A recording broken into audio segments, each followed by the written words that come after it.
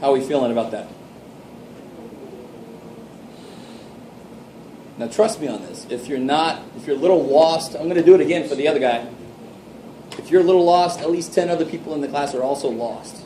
Right? So don't feel like it sounds like everybody understands what's going on. If you have a question, just let me know. Let's do the other one. So here's the shortcut then, considering what this function does. If we go to number 5, intersect, I'm just going to put the cursor right on top of the answer, or attempt to. And then all I have to do then is hit enter, enter, enter. Because it bounces from the first to the next for me, and then I'm already on the answer for the third question, I'm good. That kicks ass. So there's my second answer is 2.75 blah, blah, blah.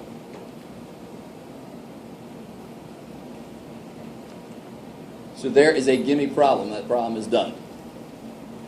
And I will definitely incorporate problems on each test that require the use of the calculator to be done.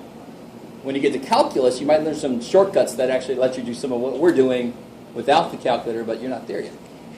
So the answer is 2.75? Yeah, one answer is that, and the other answer is with negative whatever it was, 2.49 something. Cool. Yes, ma'am. What does it mean when it has like a number like 3e negative? Ah, yeah. Let me see if I can recreate that. Let's try to find the x-intercepts of this guy and see if it happens. Sometimes it happens there. These two x-intercepts for the parabola, let's try to find those from the graph. So which function? Now, anytime you try to find something numerically from the graph, you pretty much have to go to second trace to get into calc. Bless you. Now, which one of these do you think I used to find the x-intercepts? 0. I love it. Because 0 is another name for the roots, which is another name for the x-intercepts. They're called roots because we see that as the ground, and that's where the roots start. They're called zeros because y equals 0 there. So they're the things that make the function 0. So if I go to 0, it's going to sound kind of familiar. It's going to have 3 questions. There's no shortcut for these questions, by the way. Make sure you're sitting on the parabola. I want to do the parabola. I want to do this x-intercept right there. So here's the shortcut. Because depending on the function, it's hard to tell left and right. When it says left bound, hit the left arrow 1, 2, a couple times, enter. Get right back on top of the answer. And then right bound, hit it right a couple times, enter. And you see what it's doing is it's giving it a place to search. It wants to search in between those arrows. So if anybody's majoring in math, you might take a course called Numerical Methods. And you actually discuss the math behind what the calculator is doing. And it's kind of nifty. But if you give it that little area to search in, it's not going to freak out. If you had too big of an area, it's going to freak out possibly. But it's a nice compact area. And now the last question is, what's your guess? And of course it didn't happen. I was hoping it would happen. Oh. Sometimes, Lydia's question is, the calculator is not perfect, obviously. Sometimes it can't resolve things perfectly. It's got a certain error tolerance where it will stop. As it's doing the search, it'll stop and say that's close enough. So you might see here, you might see sometimes 1.87 e negative 12. What the hell would that mean? If I see 1.87 e negative 12. Beautiful. That's times 10 to the negative 12. That's really damn small. That's the calculator saying, try to say 0. With me. Or it might say something like 0.99999999996, and it's trying to say 1 maybe. It just can't resolve it closer. Maybe. So whenever you see that E in there, be really careful. That's times 10 to the, don't say the answer is 1.87. It's anything but. It's way smaller than that. In fact, just try to say 0.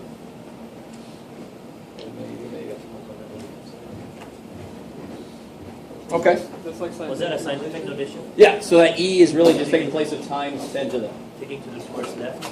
Yeah, so you move the 12, you move it back 12 places, you get something really small. Yeah. Where's the option?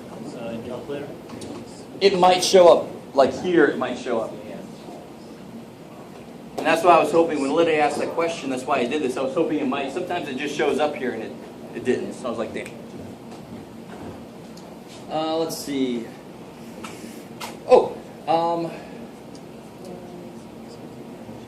put a different. Everybody cool with that? Any other questions about these functions here? I think we're going to put a different one in there. All right.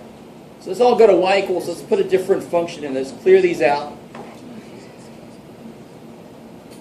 Let's do 5x cubed. Here's your to the button right there. See that little caret? 5x to the third power. Let's say plus 4x squared minus 7x minus 2. All right, so everybody got that? 5x cubed plus 4x squared minus 7x minus 2. Let's see what happens if we graph this thing. I like it. Sorry.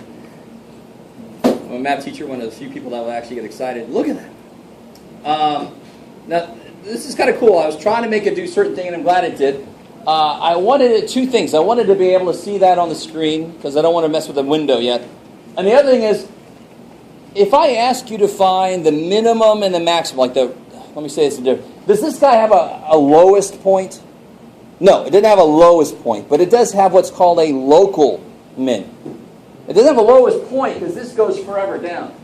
But it does have a local minimum.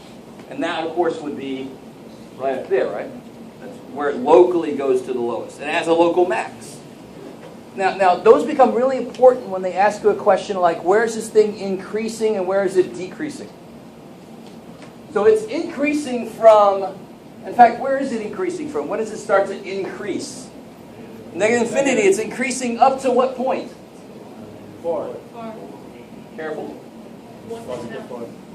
From negative infinity up to, it looks to be about negative 1. Negative 1. Yeah. That's where it turns around. So when I say, where is something happening on a graph, your answer should be related to x. When I say, what is the value at the point, or what is the maximum, the answer should be y. Does that make sense?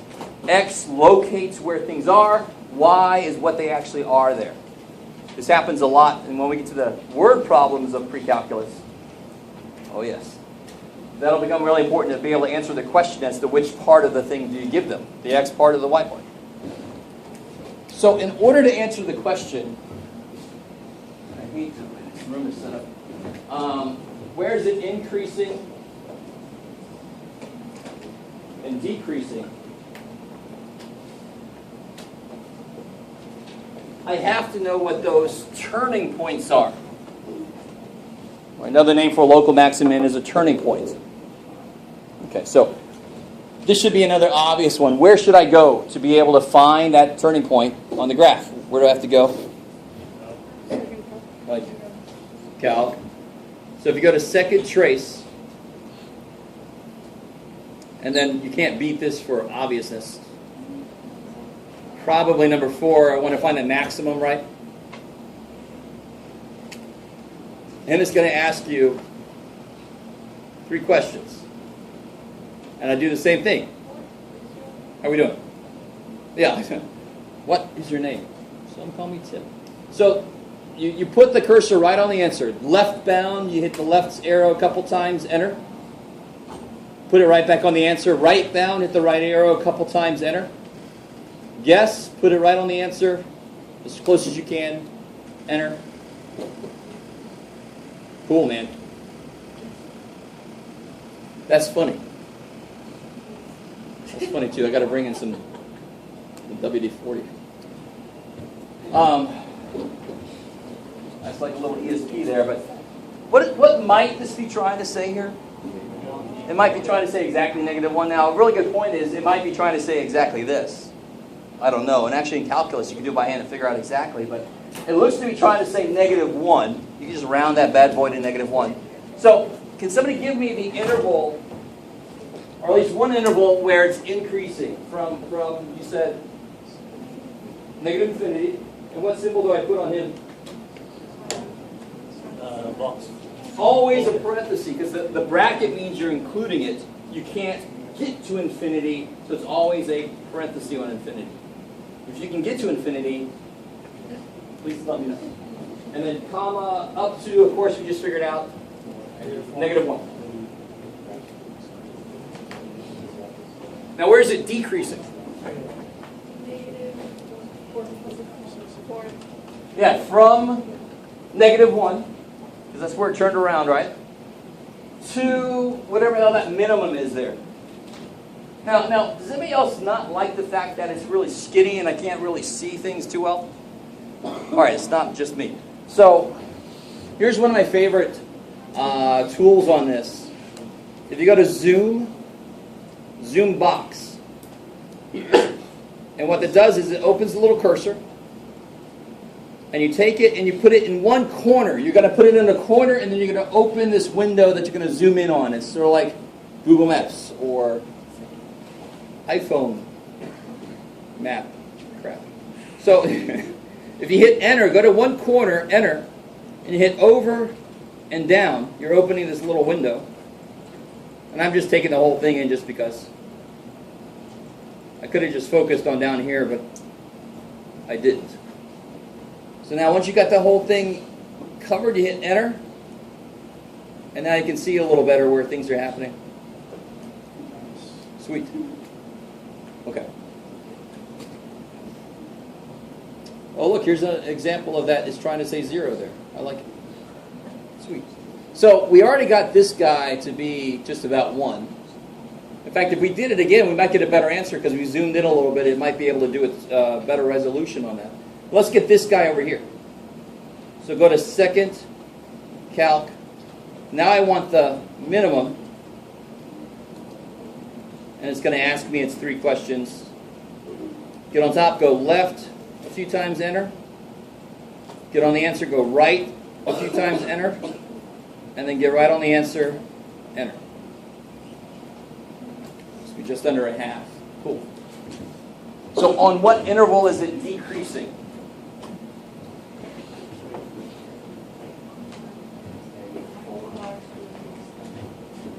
Careful now. At what x value does it start to decrease? -1? Negative. From -1 up to 0.466.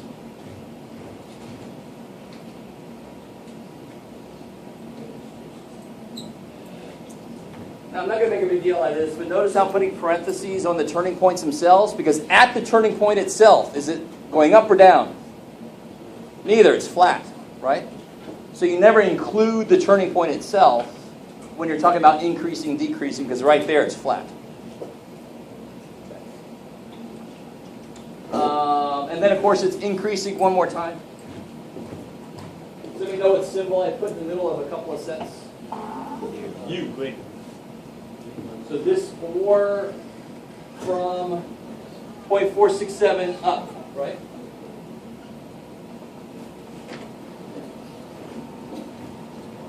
How's that? Is that right? So they're going to ask you questions about increasing, decreasing. Several of them will be nice whole numbers. Some of them will be, you've got to do it in your calculator because you get numbers like this for the turning points. All right. Let's see. What else can I show you? Oh, let's do one example real quick where we have to change the window. And then I'll see if there's any other specific questions, and then we'll kind of move on. So if let's say, let's all do this together here. Zoom 6, come back to normal. So here's our normal screen. There's our little narrow thing there. Let's put a different function in here. Let's do, I don't know. Let's do this. Let's do x. Let's not make it difficult to. Let's do x squared plus 50x plus 100.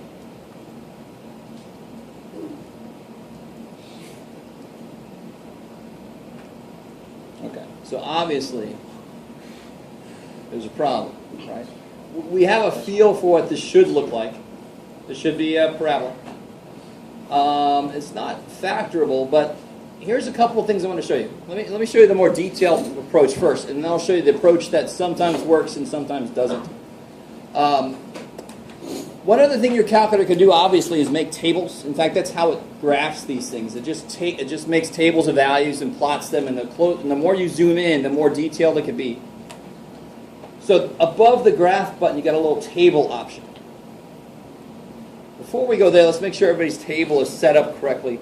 Go right up here above window, the table set.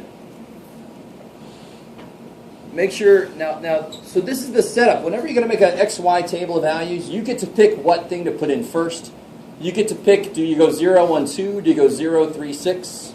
You get to pick how much you step. So here what I'm doing is I want to start it at 0 and I want to step by 1.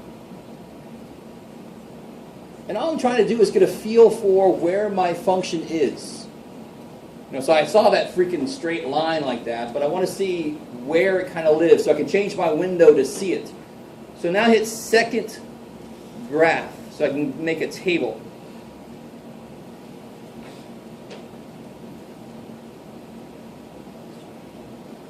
How are we doing so far? We are? Okay. One more time. Yeah. So under table set, make sure that it's... How do you get to that? Oh, to this screen? Yeah. Hit second window, where it says table set, right up there, yeah. So window is the one that controls what you see when you graph something. Right above a table set is how you control what you see when you do a table. So it kind of makes sense they're together. Table set, make sure it's 0, 1, make sure these are 2 auto for right now. And if I look at table, I get a feel for where my graph is.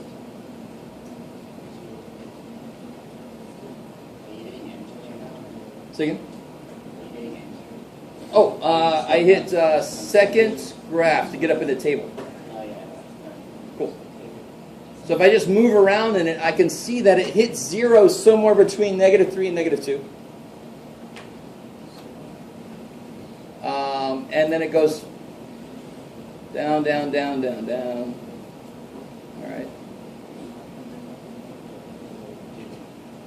So it's coming up. It goes up forever. Cool. All right. So it looks like... All right, stop. All right. They make this thing a little too realistic. It's got sticky buttons. So it looks like I'm looking in just about the right place. It's just something that we, of course, should realize. It's pretty steep. All right, that's enough of that. So what should I do to be able to see this thing better? I know this should look like a parabola. I know it's 0 about there and it keeps going down. At some point, it has to start coming back up. So I could kind of keep going through my table. And right there, I see it start to come back up. Do you see how it's getting less and less negative now? Okay. So this is as you can tell, this is the slightly more tedious way to do this, hopefully. Hopefully the other way to do this is not so tedious. But now I know that it turns... Do I have a laser? Ooh. Sorry.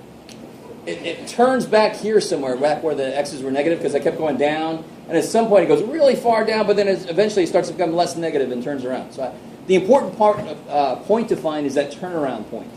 So through the table you can find that point. Depending on the function, that point might be really difficult to find, though. But we just did. So I know I want to go... I want to be able to see back on the x-axis past this. I want to be able to see where it really starts to come back up. And it's finally going to come up to 0 again. Stop hitting that, Jeff. Around 47 or 48. I don't learn quickly. So if I go to window, so I just said it went back to 0 on 47, 48. So I want to see down to like -55 maybe. Just to see past that point. And up to 10 seems to make some sense because that's past the point where it goes up through. And the other part about this is the y's are not big enough because it went down to like the 500s, right? So I want y min to maybe be -600. I think that's more negative than anything we saw. Oh, and real quick, while I'm thinking about it, there's a negative button and there's a minus button. It will give you a syntax error if you use the wrong one at the wrong time. So right now I want to have -600. Is everybody cool with what's going on? So from the table, I saw that the values look to be all above 500. So if I go to negative 600, I should be able to see that whole thing happening. And if I go out far enough, I should be able to see where it hits the x-axis. And those are two main things to be able to see. Y max, I don't know. Let's make it 100. There you go. Sweet. So now I can see the entire parabola. If I wanted to find a minimum, I could do it now. I need it to show up on the screen to be able to do that second calc minimum thing. Okay. Now, is everybody semi with that? I mean, so the window directly controls what part you're looking at what time. So if you hit zoom 6, it's negative 10 to 10, negative 10 to 10, and you can control it from there. So everybody hit zoom 6 again, now that we did all that work and we did all, just kind of make that work go away. Now, I have to kind of work at this mental block. This thing works better than I give it credit for, but it just didn't work a couple times for me, and I didn't give it another try. But zoom fit, the very last option. And again, if you have a newer TI-84, your menu might be a little bit different. But it says zoom fit. Try that guy. And see, right here is a great example. I'm kind of happy and kind of sad. So this is not... What zoom fit tries to do is it tries to show you the main parts of the function, but it's got to kind of guess what the main parts of the function would be for you. It doesn't know, oh, it's a parabola, he wants to see the bowl, which of course we do. So this is not good enough, but it's not a bad start. I just realized I have to go back further so I can see it come sweeping back up. So zoom fit might be a good first step, and then you adjust the window from there. So if you look at your window, it's changed the window a bit. Of course, now we know it's not changed the X anywhere near enough. So if you do that, that's certainly a lot better. And now I just have to be able to see further down. You semi with me? Okay. I understand some of you guys are probably bored to tears because in Math 110, depending on your teacher, you probably did exactly what I'm doing right now, depending on who you had as a teacher. Some of you guys did not touch this thing at all, possibly, if you took 110. Depends on your teacher. Okay, I think that's enough for today, unless there's any specific questions about graphing right now. Okay, all right.